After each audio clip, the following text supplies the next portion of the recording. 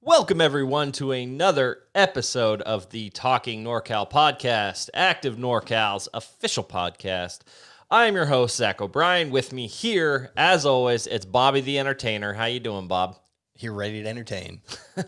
Well, we have a lot of news today. So today it's going to be a little bit different format. We are not going to have an interview, so we're going to go through all the news. There's a ton going on. And then at the end, Bob and I both got to see the online premiere of Ron Howard's new Campfire documentary, Rebuilding Paradise. So we're going to review that. We're going to talk about that a little bit. So no interview today, but we have so much to discuss. Before we get into anything, just take a quick second and subscribe to this podcast, Talking NorCal, wherever you get your podcasts. Also, you can find all of our content on our social media pages, Talking NorCal, Facebook, Instagram, Twitter, YouTube. We're going to post all these videos to YouTube, both on our Active NorCal page, and we're going to do our full episodes on the Talking NorCal YouTube page. So follow us everywhere you can. We're having a lot of fun doing these. We're growing our audience fantastically. So jump on board. Let us hop into your eardrums every single week.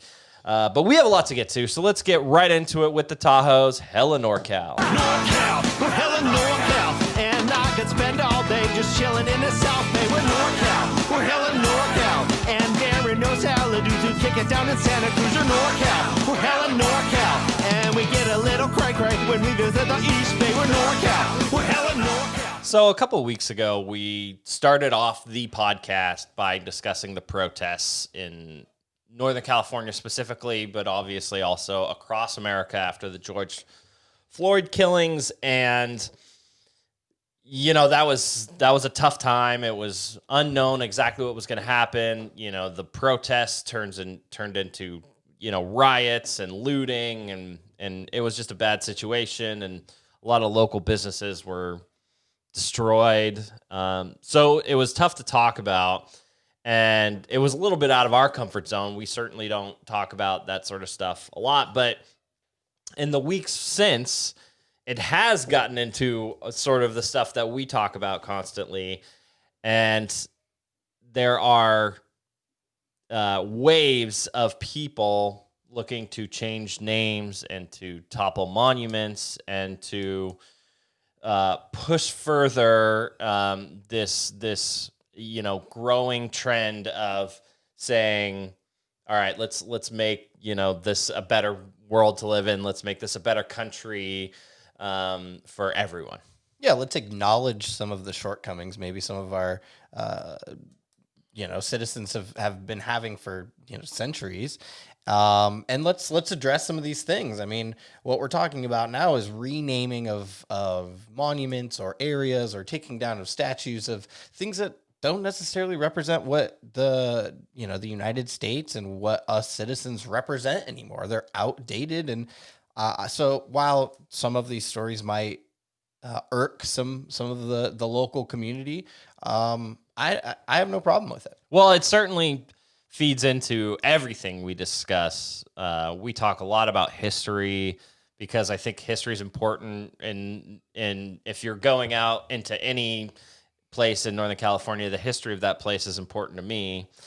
So let's talk about a few of these because I think they're a little interesting, and quite frankly, they're a great history lesson for a lot of these places. So the big story this week was the city of Fort Bragg announced that they will be discussing at their June 22nd city council meeting possibly putting a name change on the ballot, on their city's ballot.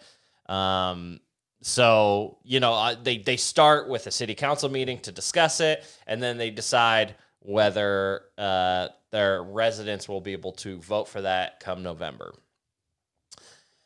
Obviously, you know, and they actually said in this their announcement that some of the requests that they change their name, some are local, many are not.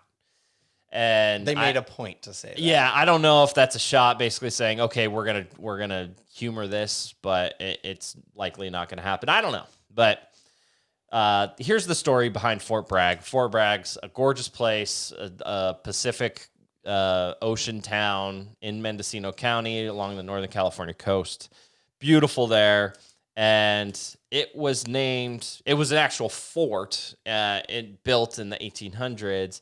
And it was named after Captain Braxton Bragg, who later became a general in the Army of the Confederacy. So, we're seeing this across the country. Any Confederate monuments or flags or anything are being removed from public, from public areas. And whether you like it or not, the things that the Confederacy stood for were bad. They're outdated. AF. They're outdated. So basically people are saying, let's look at the name that glorifies this Confederate general, and let's look at renaming it. Now, my thought is, history's history, and I appreciate history, and I appreciate that some things are meant to be, are meant to stay, and some things aren't. And I think with every single thing that we're looking at the names of, we should consider them individually, right? Instead of a sweeping, let's just take down the monuments to everything. Well, I mean, that would be way too far reaching, because there has to be a limit. But, I'm sure that we've had presidents of the United States that were slave owners while they were presidents, right? I mean, Correct. Is there any doubt about that? I mean, it wasn't until Lincoln, the Emancipation Proclamation, that really this became an issue. And so for me, I don't disagree with the ideology of like needing to fix things that need fixing, but where's the limit going to be? Are we going to say that these past presidents were past presidents because they owned slaves? No, I don't. And a lot of it is of the times. Back then, that was owning a slave was not faux pas in any way, shape, or form. But at this point, just talking about somebody that owned a slave, and that's what we're talking about right now. And honestly, Bragg, who was ultimately a general in the Confederate Army, now back in the day, a lot of, if you were a Confederate or on the other side, was where you lived. The South versus the North. I know a lot of it was political, but and I'm not in any way defending the Confederate Army, but there, I just see there being. It's just going to be really far-reaching unless it is looked at it as an individual basis. Yeah, I look at it as progress, but so at first I see this by the city council of Fort Bragg, and I say, okay, that's a little much, right? This is a whole town, and I actually kind of like the name Fort Bragg. I didn't know that it was named after a Confederate general, and these are good things to know. I think at least if we're having this discussion, it's good to know that Fort Bragg was named after a Confederate general. We need to have these conversations. So anybody that you hear arguing against this, the first thing is they're going to say is, are we just erasing history? Right? That's their argument. Are we just going to forget everything that happened? And here is my argument for potentially renaming Fort Bragg. Before white man came into California and in a lot of cases did horrendous things to the natives, in that area, it was the Pomo tribe. And the Pomo tribe were eventually placed in a reservation in that area that they named Noyo. So if we're not going to forget history, if that's your argument against it, let's name it Noyo, California. I think that's a cool name. What a fantastic idea. So, again, I think every one of these has to be looked at individually, but I wouldn't mind. I'm not going to take offense. I'm glad I know that Fort Bragg was named after a Confederate general, and I'll probably think about that every time I hear that name from now on. But I have no problem with them changing it to Noyo. Now, I don't live there. I'm not a resident. I think it's up to them, and I think they'll do what they believe is right, and that's fine. But yeah, I mean, and you have to put it in your mind: are we glorifying these people, or are we remembering them? I tend to think if you have a statue of someone, it's usually glorifying them. They don't have a statue of a bad basketball player outside the arena, right? They have their greatest. So that was the biggest main story of this sweeping. That's an entire town. It's That's the why entire it's a big town. It's the story. biggest one. So we'll look to see. That June 22nd meeting is going to be contentious. It's going to be very public, and they will have a lot of eyes on them, not only from Northern California, but around the country. I anticipate a lot of security being there as well. Yeah. There's going to be a lot of impassioned people on both sides. So there's another one here in the Sacramento area. It's a popular park in Folsom called the Negro Bar National Recreation Area. So This one's a little different. I think so too. I'm glad you said that. But it definitely belongs part of the conversation. Right. So Negro Bar, which quite frankly is hard for me even to say. I know. I was say like, that, yeah. and maybe that right there is an argument to change the name. But so it was founded as a small mining settlement in 1849, and it was largely populated by African Americans in these large gold camps. So that's why they named it that, and that was part of these people's identity. And Which is why it's a different story. This was founded by African Americans, named by them. So Right. it's not like we're trying to slap them in the face in any way, shape, or form. Not that we named it, but the people that are trying to change it feel like it's outdated. And honestly, it probably is. I mean, yes, I don't want to talk about it. It's a off-color word at this point. yeah, so it was this lady who saw it. She lives in Stockton, and she started an online petition in 2018, and it only got like 1,500 signatures back then. Since everything that's happened in recent weeks, it now has 70,000 signatures. And I'll probably repeat this. Who knows where those signatures are coming? These are, mobilized people throughout the country, and they have every right to voice their opinion no matter where it is. We're all in this country together. Some of the people deem it as racists, which is understandable. Some of the people believe it is historic. And there was actually a man that came out, a local African-American man, that said, look, this is historic. I don't want to change the name of this. He didn't say it, but it's somewhat of his ancestors, and that was the name of the community that they worked in, that they lived in. Here's my perspective. I mean, rename it and put a plaque somewhere on the property that just kind of lays out exactly what the history was. I mean, you can even say the name in that plaque. There's nothing wrong with that, but I do think that it's probably a little outdated when it comes to being named that. But it is a different story than the Fort Bragg for sure. It's different. Maybe name it after a local African-American, a prominent person in the Northern California community. Maybe that's an alternative. But I think it is historic, but my argument to changing it is I have trouble saying that word. I have trouble saying the name of a popular park. That's an issue. Another one is Sir Francis Drake. You ever heard of him? He's got a ton of stuff named after him in Northern California.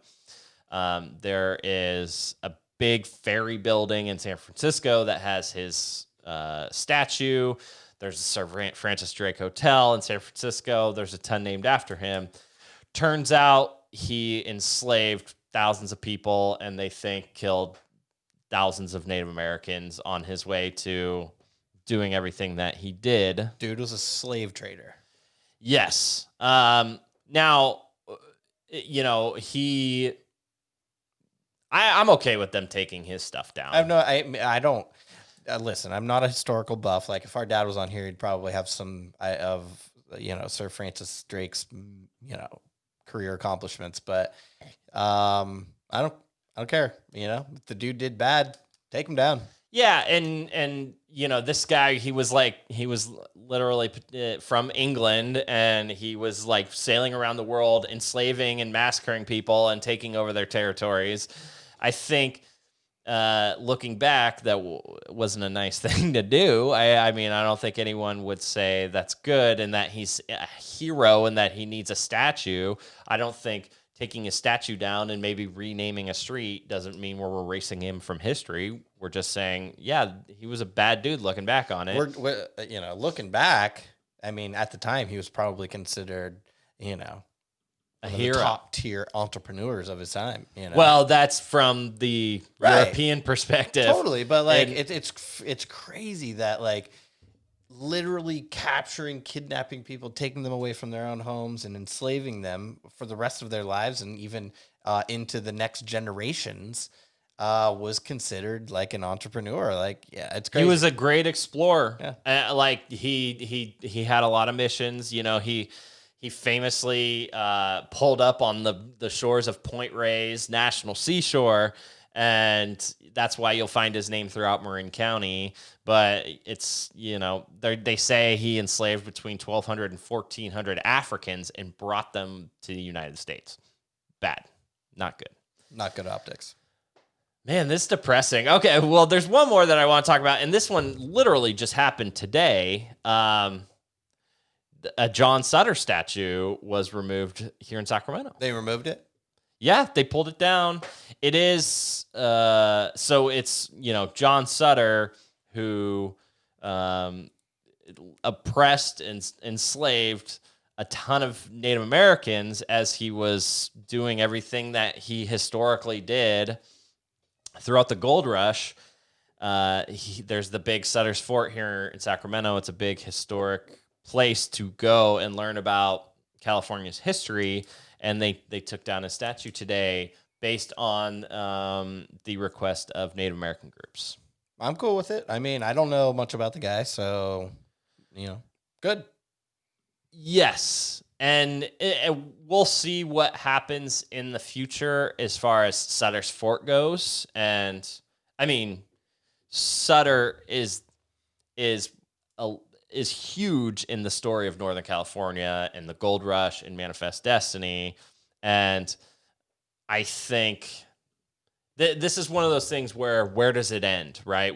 Because I think 95% of the people that came here for the gold rush mistreated Native Americans. And that being said, I'm okay with giving the legacy of Northern California back to Native Americans. You know, I think we've written a ton about it on our website. They were mistreated incredibly. I mean, they were slaughtered and brutally treated and enslaved. So this just happened today. This is an ongoing thing. I just added this to the list at the end. But that's kind of a big deal here in Sacramento. I mean the hospital is like Sutter Healthcare, and there's Sutter streets everywhere and Sutter's Forts. So is this the start of a larger movement in your opinion, or do you Yes. think it'll slow down? I mean, this is the initial push, but yeah, this is going to continue. I don't see this slowing down at all. I think that people are just going to continue to do more and more research and be more vocal about those figures that we might have made statues of or named geographic locations after. And I'm okay with the conversation continuing, you know. I see no problem with trying to fix or at least make reparations for history. I just want to say I don't believe we're erasing history by doing this. I believe we are not, propping up these terrible Not human beings. glamorizing them, I guess. Well, they're still in history books. They shaped our world. Right. I mean, Sutter shaped this area that we live in incredibly.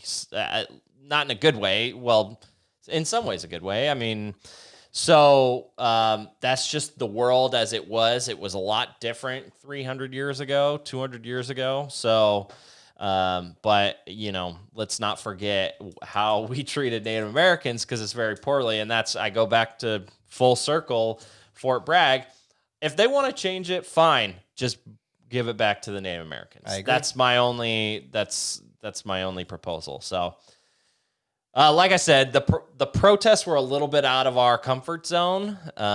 This isn't. I think this history stuff is huge for us and for Active NorCal in general. So I just wanted to discuss it real quick. But we're moving into a new world, so can't deny that at all. Okay, that's it. Let's get to some good news. I think most of this is good news, maybe not all of it, but let's get into the NorCal notes of the week. All right, lots of NorCal notes of the week. Let's start out by talking about all the different reopenings. There's a lot of them, yeah. You know, we started this podcast in quarantine, and so it's really exciting to finally be able to start talking about things reopening.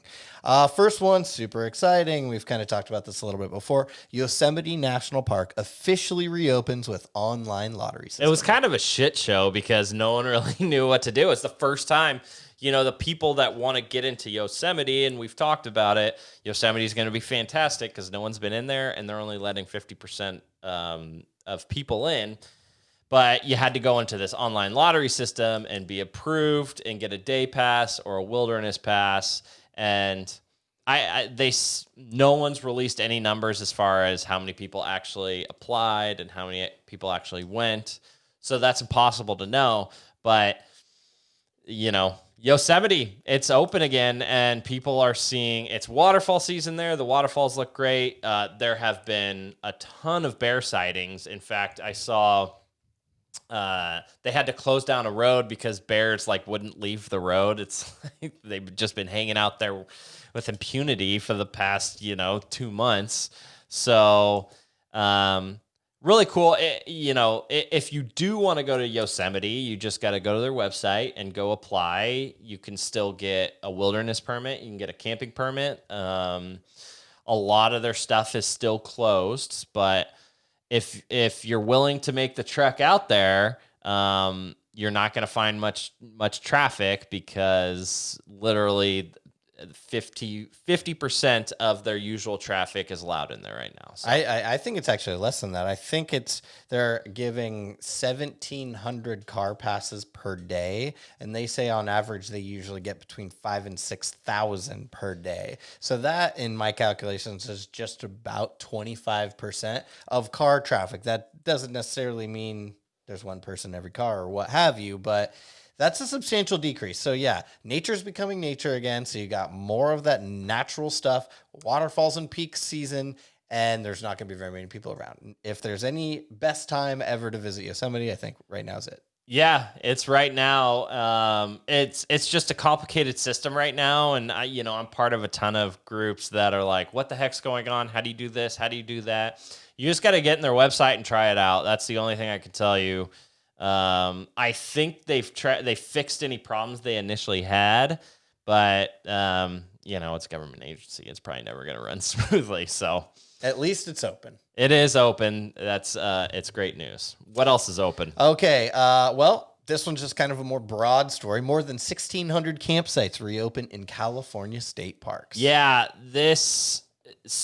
California state parks are mostly open at this point. I believe there's only about 12 that are still closed, and they reopened all the campsites in 27 state parks. Unfortunately, most of them were in Southern California. But we got a couple big ones. We got a couple like Dale Bliss State Park and Donner Memorial State Park, both in the Tahoe area. They're open. Folsom Lake, open. Half Moon Bay, all their campsites are open. So, they're announcing these every Friday for some reason. I don't know if this is the quote unquote Friday news dump that you always hear about with government entities.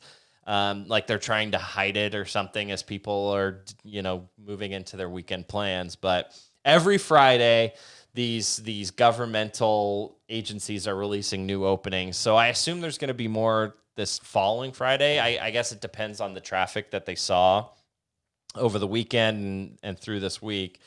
But a lot more campsites are open. We will. I don't know why they chose to open a bunch of Southern California parks and not NorCal. Yeah, there are 27 total are open and only 8 in NorCal. So that's 19 in SoCal? Yeah, and so places like Castle Craig is still closed. That I still don't understand. I haven't done a lot of research on it, but now maybe that is a local request from Castella and from Dunsmuir that they don't open. That could be the case. They don't have the facilities for potential COVID outbreak or anything like that. Dunsmuir has they don't. Barely any They facilities. don't, yeah. So that's a possibility, and in that case I completely understand. But I think they're just going to continuously do a phased reopening, and they are. I believe they are only also taking 50%. I know their parking lots are 50% full, but I think they're only going to be taking 50% of their reservations. That's typically the case. But a lot more places to go camping. 1,667 to be exact in California. It's time to get out there because it's gonna get hot, and it's still been fairly tepid. It's only 81 degrees today, and well, we want to get out of the house. I mean, I Right. think that's people just want to get out. Well, So get out that's- now because it's gonna get hot, and I mean, it's always good news that more things are reopening. Speaking of Absolutely. which, might as well move on to the next story. The Lake Tahoe area also saw a bunch of campsite reopenings, and I love Tahoe, so it's great news. Yeah, we mentioned so Donner Memorial opened, DL Bliss State Park, all their campsites opened. Also, Sugar Pine Point State Park open. Also announced was the U.S. Forest Service finally opened some stuff in that area. I mean, a lot of places are open in the Tahoe National Forest, which is on the northwest side of the lake.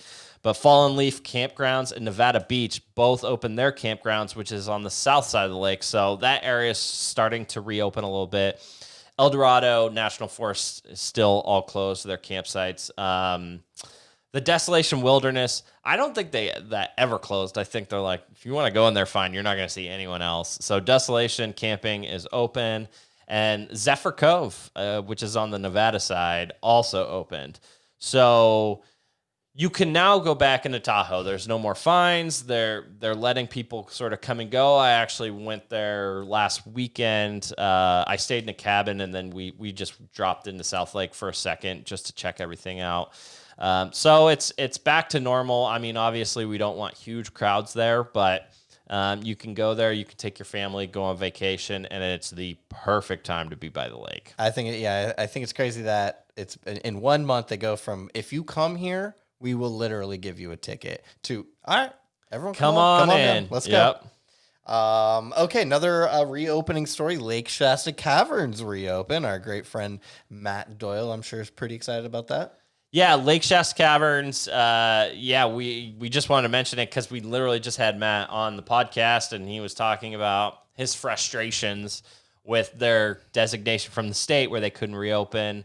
It's somewhat understandable considering the caverns are inside. I don't know the science behind how COVID travels in a cave, but You're not allowed to touch the stalagmites and stalactites anyways, though, right? yeah, but if you're in a big group, in a big tour group, you're sort of close together, Yeah, right? good point. And the stairs, you got to hold on to right. the railings. But that's that basically completely reopens the Shasta Lake region. I mean, all the campsites are basically open in Shasta Trinity National Forest.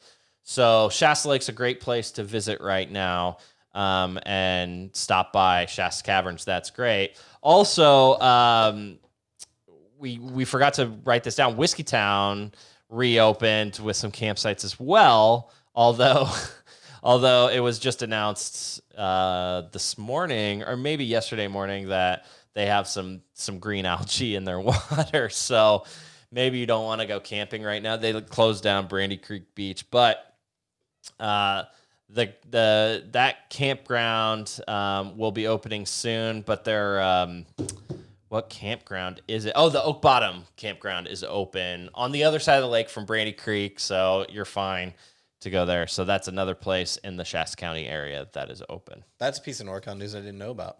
Yeah. Whiskeytown is open, and they said they're going to keep opening. What'd you say? Green algae? What was it called? Yeah. They have an algae bloom. It's not completely abnormal. They noticed a discoloration in the water, so they closed down the beach and they're doing tests. But they know what it is. It's an algae bloom, and algae blooms can make swimmers sick. So they close it down, and nature will fix it over a couple weeks. No big deal. Well, good. So Whiskeytown's reopening, except for Brandy Creek. Well, it opened and then it closed. But yeah, they're going to continue to open. But there are some campsites now open, yeah. Okay, so that's very similar to the next story. Probably our biggest story of the week. This was something that I knew people wanted to see. The National Forest Service releases an interactive map showing all of the campsites open in Northern California. God, if they only did this months ago, because it's been so hard. I mean, we've wanted to go camping a bunch of times, but we also, we want to abide by the rules, and we don't want to bring ourselves into an area that might, either be closed or might not be able to handle crowds. So they released this interactive map where you look at it. It's got all the campsites. It's got all the boat launches. If it's green, it's open. If it's like a light brown color, it's closed. And it's awesome. You can just kind of cruise around NorCal on this map, click on that. Oh, that looks cool. And then you can click and reserve a campsite. It's awesome. I mean, this is clearly they should have had this years ago. I mean, this is only going to drive more money to the Forest Service. I mean, people are going to now see, oh my God, there's an area over there I can go camping. Let's go. Oh, you got to pay? Well, I mean, paying to go camping is very, very minimal cost. So I think it's so awesome. Honestly, it sucks for people like us that sometimes know some of those hidden campgrounds that are now a little bit more public and might be a little bit harder to get into. But I mean, this is great news for Northern California. Well, and you look at the map, and it really tells a story that we have been chasing this story for our audience for the better part of 2 months. What's open, what's not. So you just look at this map at the outset. The biggest green cluster is the Shasta Trinity National Forest. There's a ton of campsites open there. You look up, the Klamath National Forest is closed. Six Rivers National Forest is open. Modoc, open. Look over at Lassen, it's brown, closed. So it's just really helpful. There's a huge brown cluster in the Tahoe area, especially, like I mentioned earlier, the El Dorado National Forest is closed. But if you get around closer to the lake, it's all green. So it really just tells a story, what's open, what's not. And they will be updating these as things open. It's what we've needed this entire time. Obviously, they did a lot of work in putting this together, and kudos to them. So that's why it's taken so much time. But this is a great resource. And yeah, like you said, a lot of people were interested in this over the week. So, all right. Well, that's it for the openings and I guess somewhat closures. That's a lot of them. Yeah, it was good. Of the week. But we still have much more news ahead of us. Our next story, Lake Tahoe's famed water clarity decreased by 8 feet in 2019. Yeah, so, they say not to look at a specific year. They say to look at a 5-year median of the clarity. But this obviously isn't a good sign. So the University of Davis did their annual research, and it showed that the water's clarity decreased from 70.9 feet in 2018 to 62.7 feet in 2019. Now, this tells a lot of stories. I mean, obviously, human activity is a big part of this, and that's why it started in, I think it was 1968. It was 102 feet. You could literally see 102 feet down in the water, which would have been incredible to see. Cool. But so we're almost to half of that. We're at 62 feet, just 40, 50 years later of human activity on the lake. But the 8 feet in 1 year is a big deal. Now, there was a ton of precipitation in 2019. So that means, a lot of mixtures are happening in the lake. That's why they say look at the overall 5-year median, not just one single year.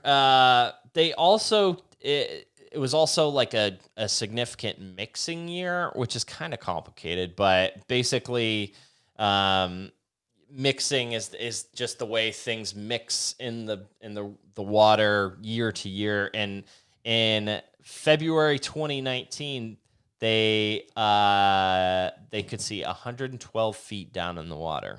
Wow. But then that mixing pushes back up to the top, and you can't see very far down at all. So it's kind of interesting. There's a lot of reasons why Tahoe is so clear. One of them being the marsh that sits on the north side of the lake that acts as sort of a purifier for the water. It's really cool. And just the way that the precipitation with the surrounding mountains hits it perfectly in the center of the lake is what makes it so famously clear. But not good that it decreased by 8 feet. Well, I think it's important to keep it in perspective. As that was a bad year, but literally the year before, they gained 10 feet of visibility. So, Right. and this is a quote from the article. After an encouraging 10-foot gain in clarity from 2017 to 2018, the losses from 2018 to 2019 reveal how strongly Tahoe's blue is tied to the effects of climate crisis and influenced by the lake turning over or mixing all the way to the bottom. It also spotlights the need for every one of us, public agencies, environmental organizations, local businesses, visitors, and residents, to do all we can to keep Tahoe blue. Keep Tahoe blue, baby. Yeah, it's and because we've seen such extreme weather patterns over the 2017 was crazy precipitation, then it was dry in 2018, then it was crazy precipitation in 2019, and this year's dry. So maybe and we've also talked about this, that the lack of human activity due to the quarantine will improve the clarity, hopefully, in theory, in 2020. So if you look from 2017 to maybe 2021, it might not be that big of a difference. Right.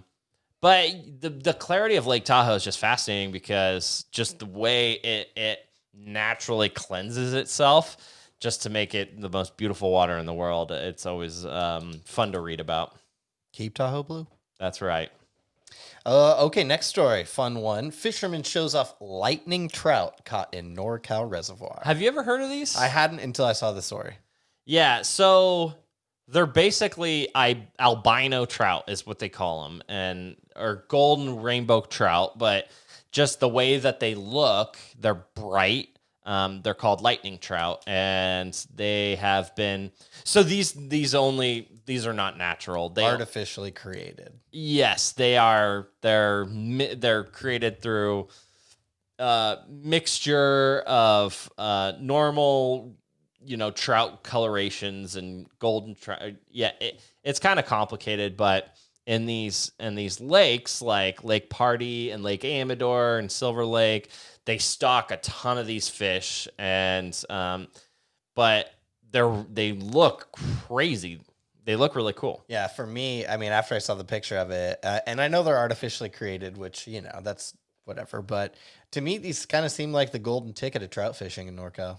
You catch one, you're just like, I've got the golden ticket. Yeah. I know our father, who is big into wild trout. That's his thing. He's not a big fan of catching stocked trout. He would not like this, but they're just a really interesting, bright-looking fish, which also makes sense why you don't see a ton of them, because albino animals do not survive in the wild because predators see them very easily. They're naturally susceptible to being prey to pretty much everything. Right. But you see a lot of these on Lake Amador specifically. A lot of people spot fish them because you can see them from the shore. So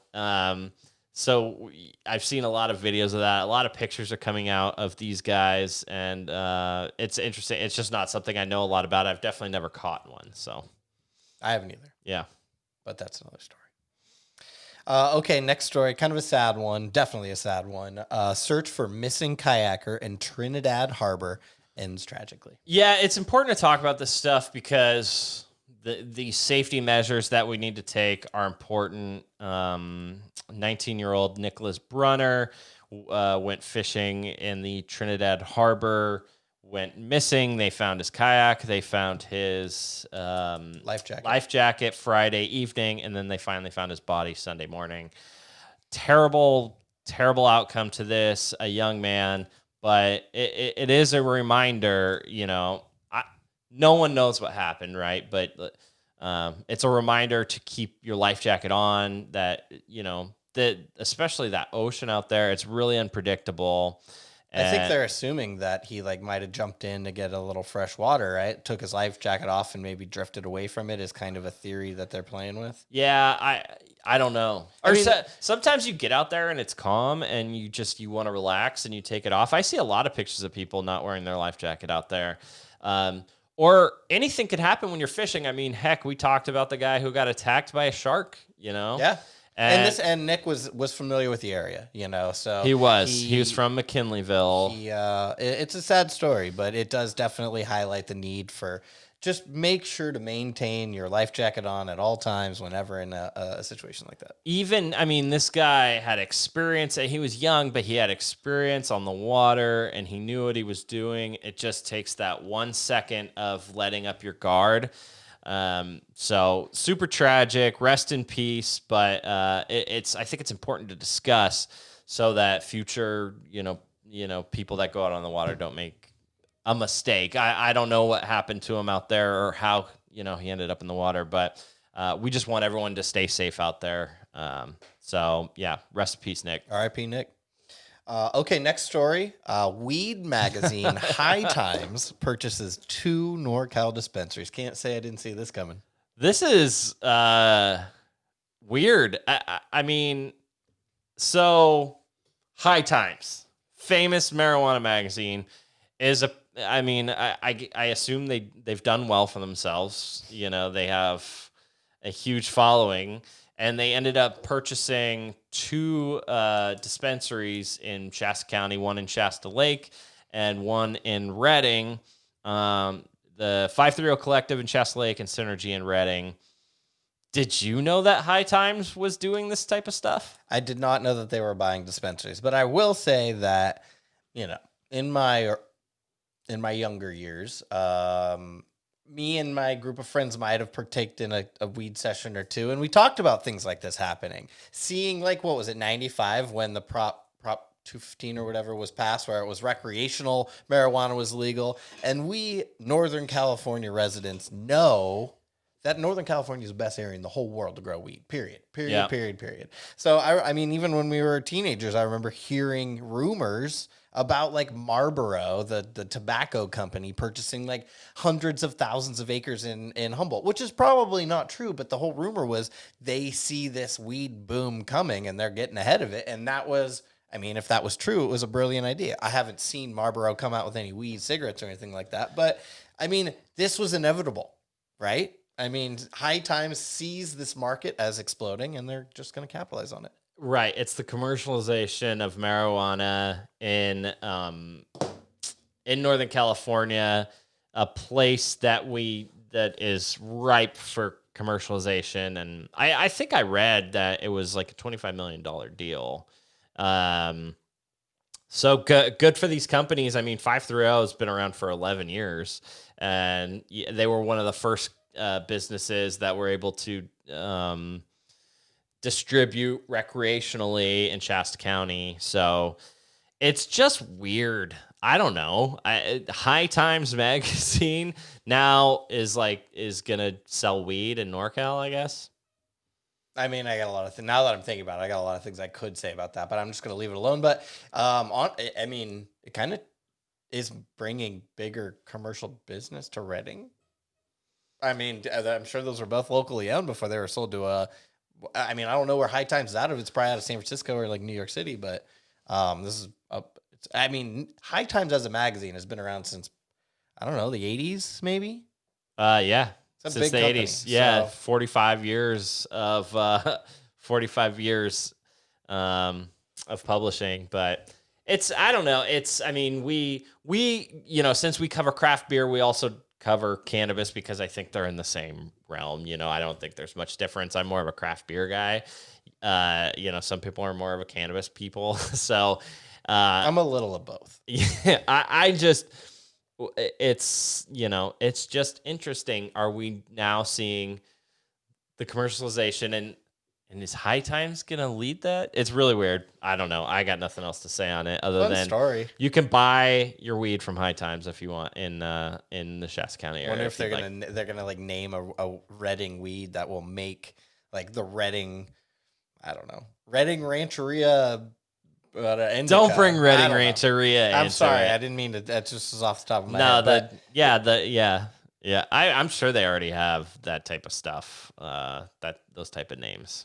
But fun story. Okay, let's get to the next one. California moving closer to creating an office of outdoor recreation. I'm a little torn on this one. So there are states in this country that have offices of outdoor recreation. Washington, Colorado, Utah, Oregon, Montana, Vermont, North Carolina, and Wyoming, and New Mexico has one on the way. So out of all those, California's outdoor recreation is larger. Far superior. Far superior. There's all sorts of numbers as to how behemoth the outdoor recreation industry is in California. 691,000 jobs, 92 billion in customer spending or consumer spending a year, 30 billion in wages and salaries, and 6.2 billion in tax revenue. So this is our business, right? This is what we've built Active NorCal around, is sort of the outdoor community and promoting outdoor recreation in Northern California.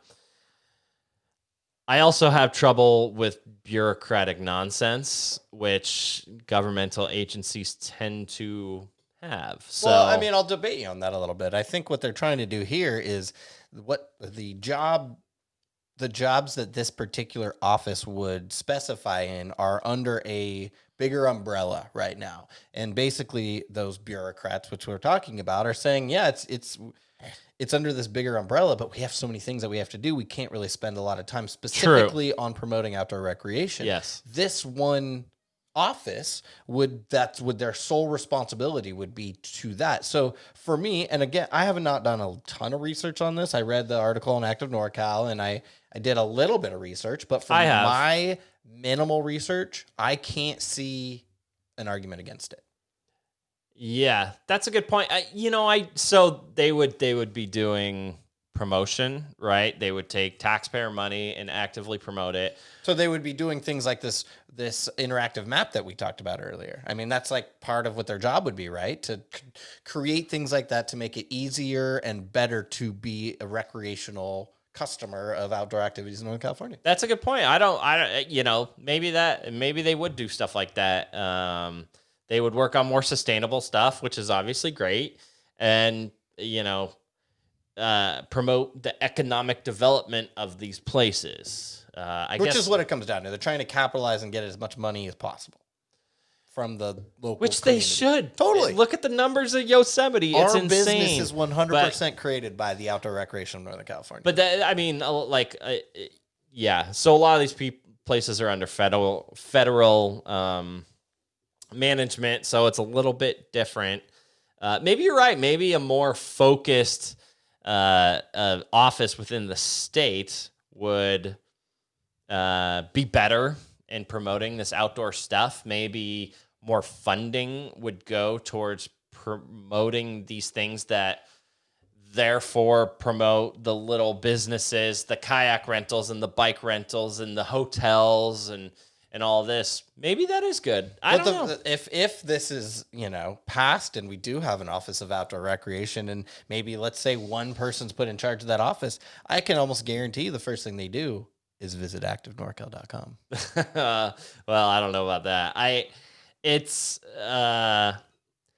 I wonder what their job would be, and part of me has a feeling that they would be arguing with the federal government a lot, which is bureaucratic nonsense, right? The federal government in California obviously doesn't get along in a lot of situations, and a lot of times that has to do with the outdoors. So I don't know. I'm torn on this. Part of me, it gets me excited based on our business and promoting things that we promote, and it could be beneficial to us. It could be beneficial to communities who rely on this sort of tourism. It could complicate matters even further. I'm not sure. So we'll see. It's probably going to happen. Knowing California politics in general, and knowing that the other states that already have this office are much smaller and have a much smaller, outreach when it comes to outdoor recreation. So it just makes sense. And do you have anything else to say on this one? No, because you're conflicted with that one. I'm conflicted with this next story. Okay, then I put this at the end because I knew we'd probably have some stuff to talk about. Are you conflicted with this story? I mean, I'll talk the story. I am not conflicted with this. No. A proposed 6-month closure could destroy recreational fishing on Puda Creek. So basically, what they're saying, and right now, as it is, it's not a mandated closure, but they limit, or they really want trout fishermen on Puda Creek to kind of lay off during those winter months. It's an unspoken closure. Right, Yes. to allow those trout to spawn, because that's the point in which they are the most vulnerable, and that's to the type that we really need to promote them procreating and living on the trout of Puda Creek. But what they're trying to do is mandate not only just that small window of 3 or 4 month closure, but absolutely mandating no fishing for 6 months. So it's a little weird, but let me just say, it would be a 6-month closure, but they would only cite you for March and April. Okay. But it's the unspoken thing. If you go out there and you go fishing now in the months you're not supposed to, like, someone's going to talk to you and say, no, you're not supposed to do that. I understand it from a lot of perspectives, and there is an argument online between Puda Creek Trout, which is the nonprofit organization aimed at improving the fishery at Puda Creek. Puda. I always say Puda. Puda. Are you sure it's Puda? I'm still calling it Puda. Puda. It's Puda, trust me. It's just weird to say. So they're trying to improve the spawning habitat, but in doing so over that 6 months, they eliminate the best fishing on the river in March and April, meaning fishing guides and stores and fishing shops and campgrounds and so on and so forth are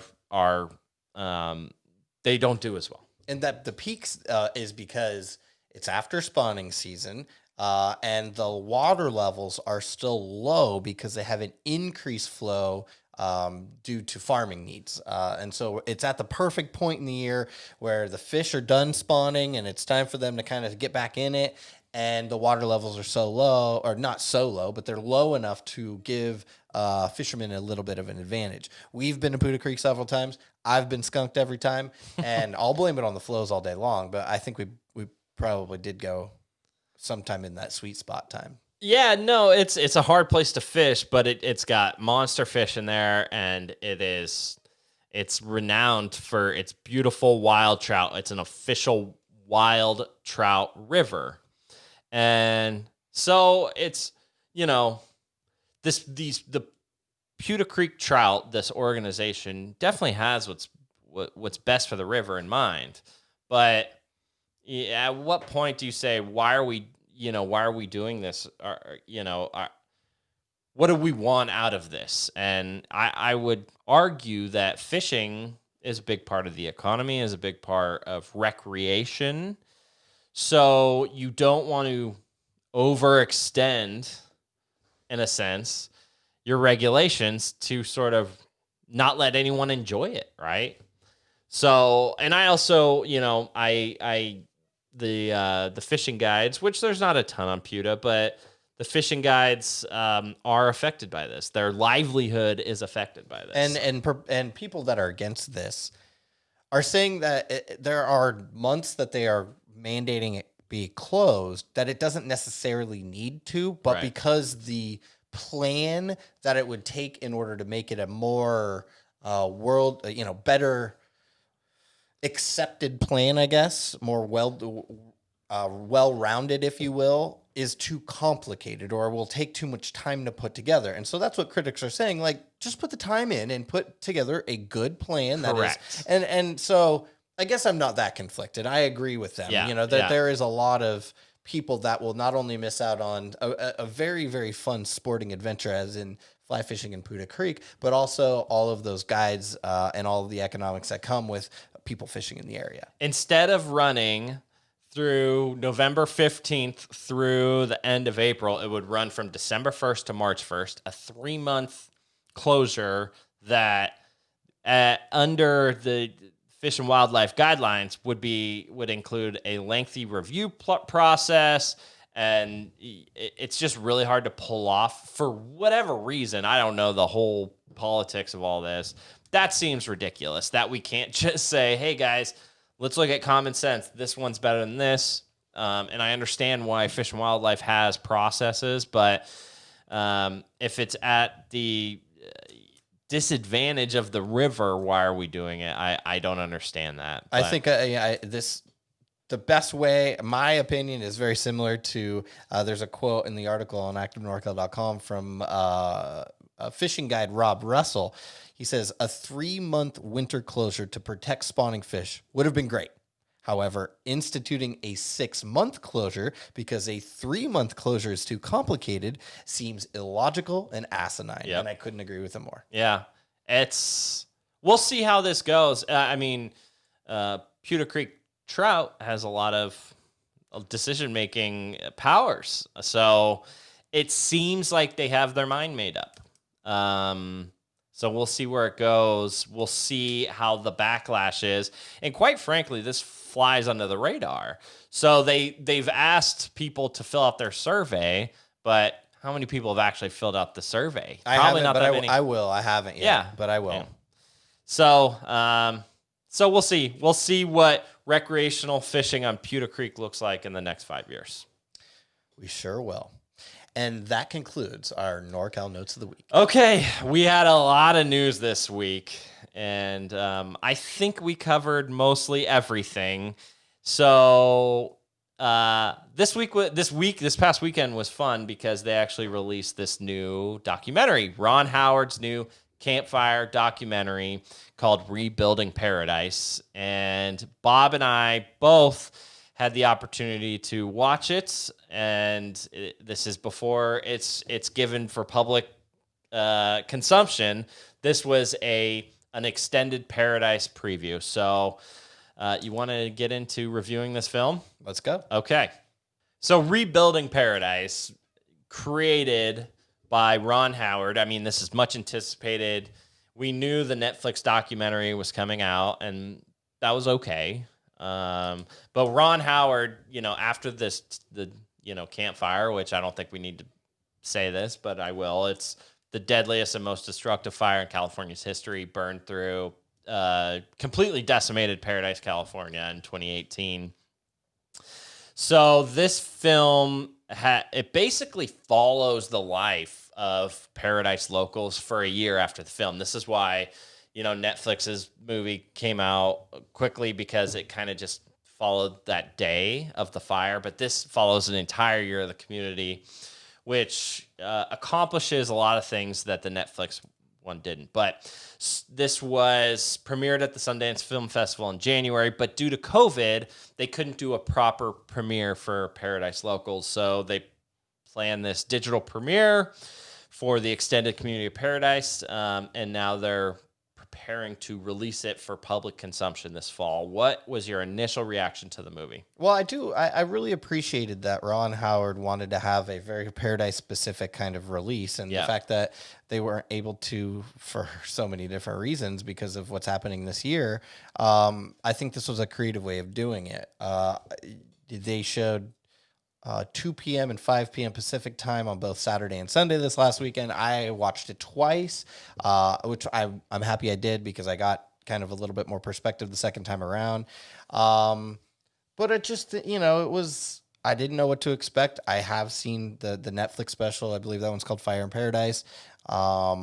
Very, very different film. And I think I like this one better. It was a big difference. If you're looking for action and everything, that's the Netflix one, which is very short. It's like 40 minutes, and it really just covers that day, which is short-sighted. I mean, it shows how violent that fire was, but it doesn't show the actual plight of the Paradise community. So this was much longer film. It followed people. It followed they had a ton of footage of the fire, which was basically the first 10 minutes of the movie, was very intense. And then it follows the community from there. It's a chronological movie, so it tells the story in basically in real time. I mean, you say it's intense, but like when compared to Fire in Paradise, like that was like all intense, you know. So I liked that they had a little bit of the relief in this movie when compared to Fire in Paradise because it was not as dramatic. Yes, they did highlight it was a terrible day, but they kind of get that out of the way early, and then it's like, all right, let's talk about moving forward. The Fire in Paradise was 40 minutes. They packed all that intenseness in 10 minutes of this movie. That's why I say it was intense. That it's just a lot, and they covered a lot in that first 10 minutes of the movie to set up the rest of the movie and what the locals had to go through. I mean, that first, it's hard to watch that first little bit, and there's a ton of videos from the people who escaped the fire.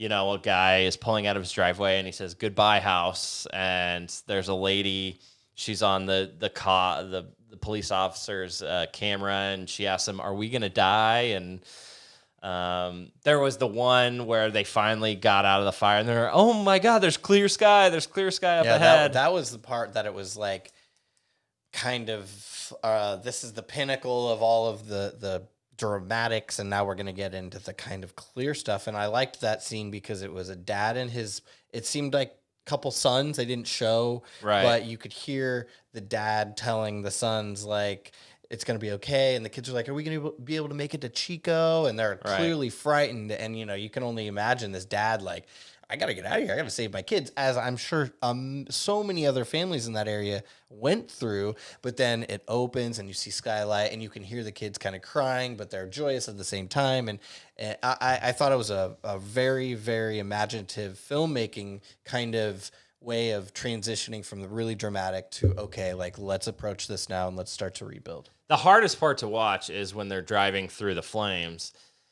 Because, well, for one, you understand why people got stuck. They're literally driving over, embers that pop their tires and make it so they can't go any further. And that's exactly what happened to the people who didn't make it out. The people who, they found on the side of the road tragically. So it's hard to watch some of that, but it ends in about 10 minutes of the movie, and then it gets into the recovery. The first thing they highlight all of the national attention to this fire and how they searched for the people, and every day the death toll went up, and the number of people missing went down, because at one point it was like there were 1,000 people missing, and that's like a substantial portion of because that area. people left the area and they just didn't necessarily tell the people they needed to where they were, and so they were officially missing people, although they were perfectly fine and they were staying with family members or whatever. It was I felt like they threw a shot in there at Trump when Trump was at the scene. Of course. Well, you can't not make a documentary and highlight that scene. Like I don't want to talk smack, but it's very funny. It's hilarious and it's embarrassing, but I did feel like it was a little bit of a shot, and it kind of took away from the point of the film. It was a small portion, but yeah, Ron Howard, I think, is pretty vocal against Trump. So yes, so if anyone doesn't know, Trump goes to the scene. He's with Governor Gavin. Well, he's with Governor Jerry Brown and Governor-elect Gavin Newsom, because that's when they were going through the transition, and Trump calls it pleasure, and they correct him and saying, no, it's called paradise. I just thought it was weird that was the only thing that they put of Trump out of everything he said was that embarrassing spot. But they put a lot of the emphasis on these residents, and they specifically chose 6 different stories to follow them through the year. So a couple of the stories one was the former mayor, great character. The former drunk. So he said, and I quote, "I went from the town drunk to the town mayor." Great line. But he was a good person to follow because he cared so passionately about that town. He had lived there forever, and he sort of understand the local municipality. So he was able to get his permit to build again. So it shows the third that they gave. So it shows him from, losing his home all the way through all the meetings, all the way to building his house again, which was great. They they followed a family who literally had to take out a loan to buy a trailer to live because they didn't, they couldn't rent a house. Rentals were impossible in the area. They didn't have rental insurance. They didn't have rental insurance. And he even says, renting this costs me more than having a house. Right. And Yeah. that's just so sad. Yeah. They followed the school superintendent. Also somewhat of a sad story. Sad story, because her story was that of fighting for schools. I mean, these kids still have to go to school, and what was it? 8 of the 9 schools were either burned to the ground or were damaged. Right? I think 3 completely burned to the ground. And she was finding ways to educate the kids who remained in the school district in these crazy situations. And they talk about finding like extra empty classrooms at other schools, and like just thinking about all the logistics that go into that, and like transporting kids and doing it safely. And like clearly she had a huge job on her hands, as well as, what turns out to be a very sad situation with her husband. Yeah, we don't want to spoil that for anyone. But it does end with the school's graduation, which was very cathartic. They also followed, this one was interesting. They followed the school psychologists who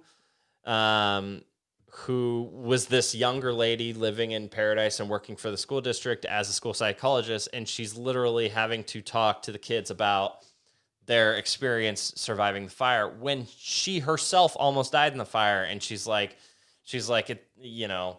it's basically like if you went to Vietnam and then you were tasked with, being the psychologist for Vietnam veterans. It's like it sparks up your own, trauma.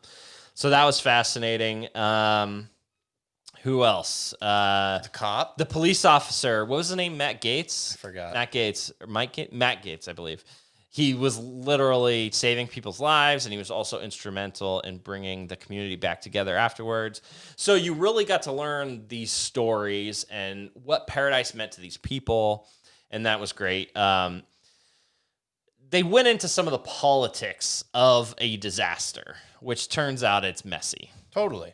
And I think, for one, they discussed California's housing crisis, which I think is perfectly, it's a great thing. I mean, California has a housing crisis, and the fact that it just shines bright in this situation. FEMA looks really bad.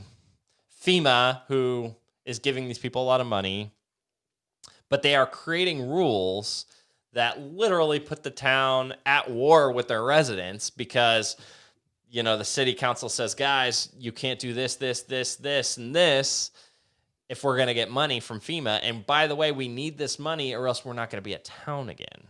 And so things like these people couldn't set up, trailers at their property, literally making them homeless. So they had to go park at like Walmart because if they did that, FEMA wouldn't give them money. There were a lot of issues politically that had to do with the water situation because, a lot of the plastic pipes that the water is run through the city is melt, and that creates contamination. There's toxic chemicals that get in the water. And so they're like, listen, like, there's no water to drink. Like, I don't know what you want us to do. And so that's fascinating stuff. I didn't know a lot of that stuff. The lady that said she wanted to have a baby, they were trying to have a kid, but the doctor said, not if you're living here because the water is really bad. That was wild. So just FEMA and government bureaucracy just looks really bad in this movie. Obviously, there's a ton of anti-PG&E sentiment. They are definitely the villain of the movie. Yeah, it makes a ton of sense. So a couple things that I didn't know. Well, one major thing, the equipment that started the fire was built in 1921. That's crazy. I didn't do research on this, but I'm assuming it was like an electrical pole, right? It wasn't like a piece of equipment. It was like a telephone or like an electrical line, right? Yeah, it might have been a box of some sort. Right. But basically it was so windy that it came apart somehow and started just a small spark, and because of the crazy wind. Literally almost 100 years old. Yeah. 100, I mean, yeah. Crazy. So one lady said, "PG&E murdered my father. That's how I feel." That was pretty telling. And by the way, we are recording that on a day today where PG&E went to trial for 85 counts of manslaughter or murder. Basically, they went to trial today. At the end of that documentary, they talk about the civil suit money they had to pay. Wasn't it like $39 billion or something like that? Yes, that might not be the accurate number, but it was a many billion, substantial amount of money.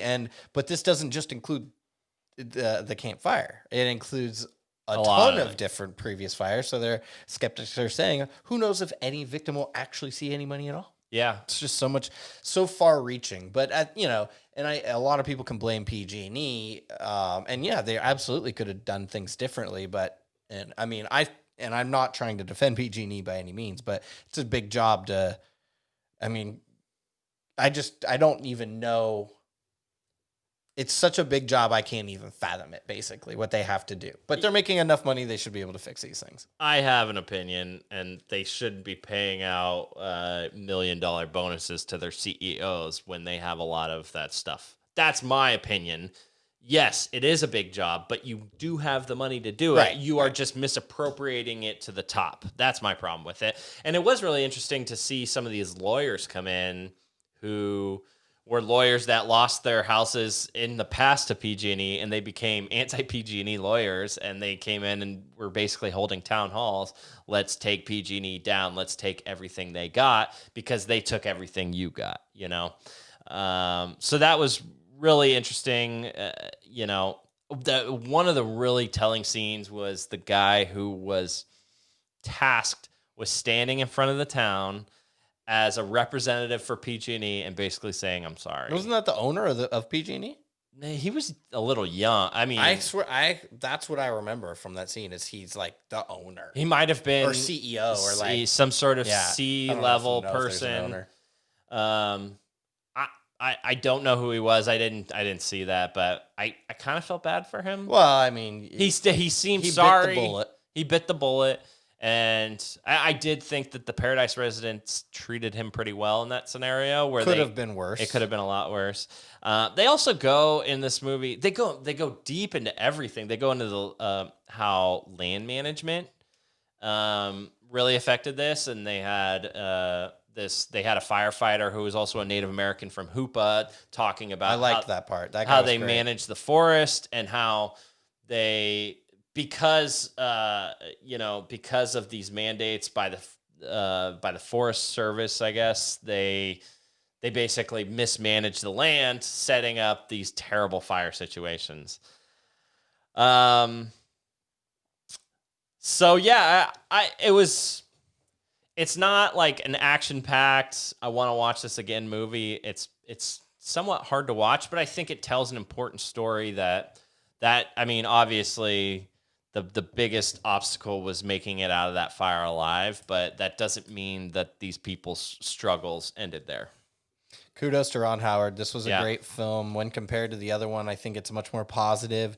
It puts Paradise on a level that you're behind Paradise. You want to support Paradise and help out, and that's what it was meant to do. And I did go back and try to give the Fire in Paradise from Netflix another watch. But it was kind of sad. It was like almost too sad. And then I went back and watched this film for the second time, and it's good. So definitely support it. I don't want to discount what those people went through, but I get a little trauma just watching these things. I mean, I lived in Chico, and I was going to school there, and I worked at the car wash on the Skyway, which everyone that lived in Paradise and they drive down to Chico for work every morning stopped at our car wash to get their car washed before they went to work. So I knew a lot of people. I also just knew, friends that I grew up with, friends from college that lived up there that lost their homes.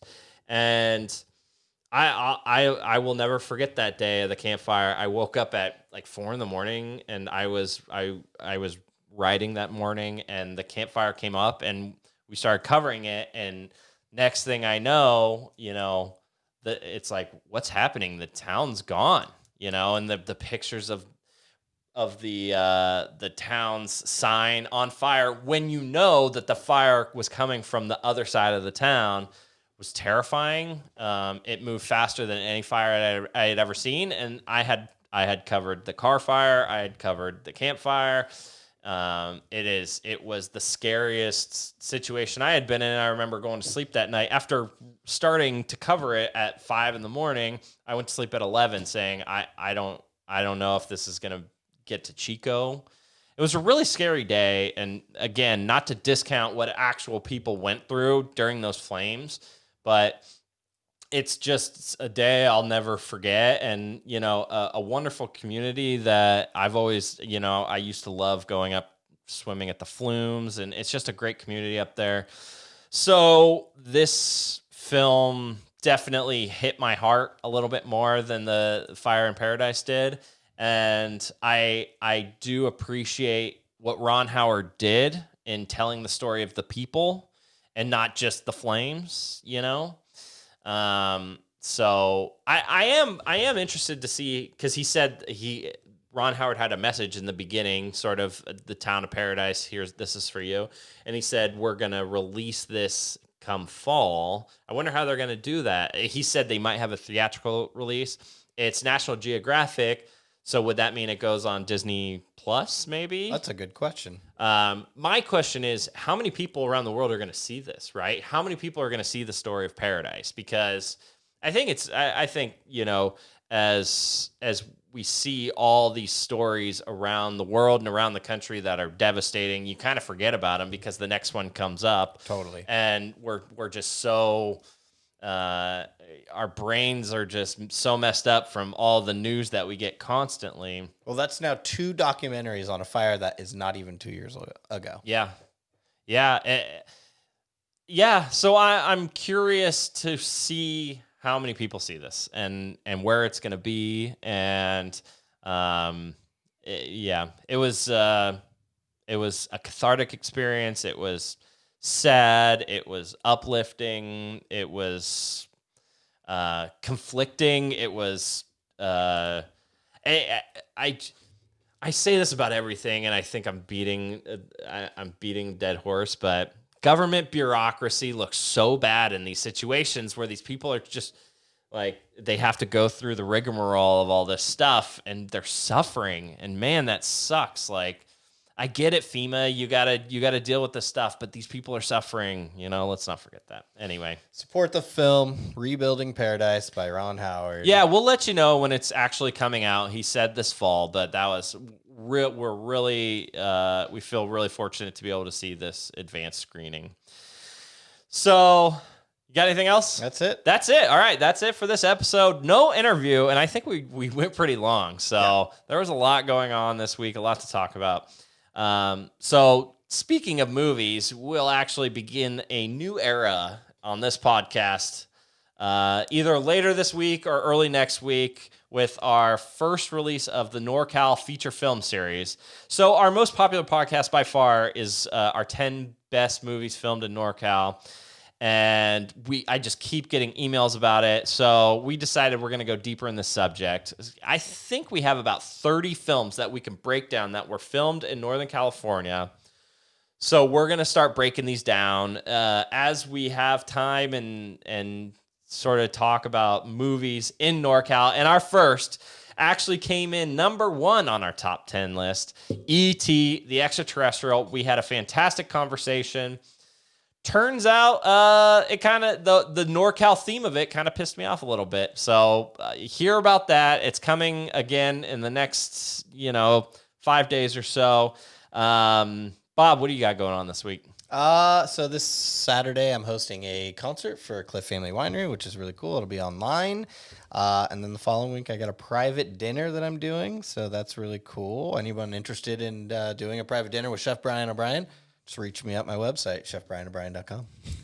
You got like a code or anything they can type in? No, you'll give them a good discount. Tell me when you talk to me that you heard this on the the Talking NorCal podcast, and I'll give you a good rate. How about a free bottle of wine if you mention, I'll buy the bottle of wine. Deal. Bob's Deal. Deal. Okay. Well, thank you guys for listening to this episode of the Talking NorCal podcast. Again, subscribe to us wherever you get your podcasts. Look out for our video clips all over the place. We're everywhere. Thanks for listening, guys. And remember, stay active. NorCal, we're hella NorCal, and I could spend all day just chilling in the South Bay. We're NorCal, we're hella NorCal, and Darren knows how to do to kick it down in Santa Cruz. We're NorCal, we're hella NorCal, and we get a little cray-cray when we visit the East Bay. We're NorCal, we're hella NorCal, and we get a little mental when we visit Sacramento. Yeah, we're NorCal, we're hella NorCal, and we partake in nature's bounty when we visit Humboldt County. Yeah, we're NorCal, we're hella NorCal, and me, I'm hella cool 'cause I live in Sebastopol. We're NorCal,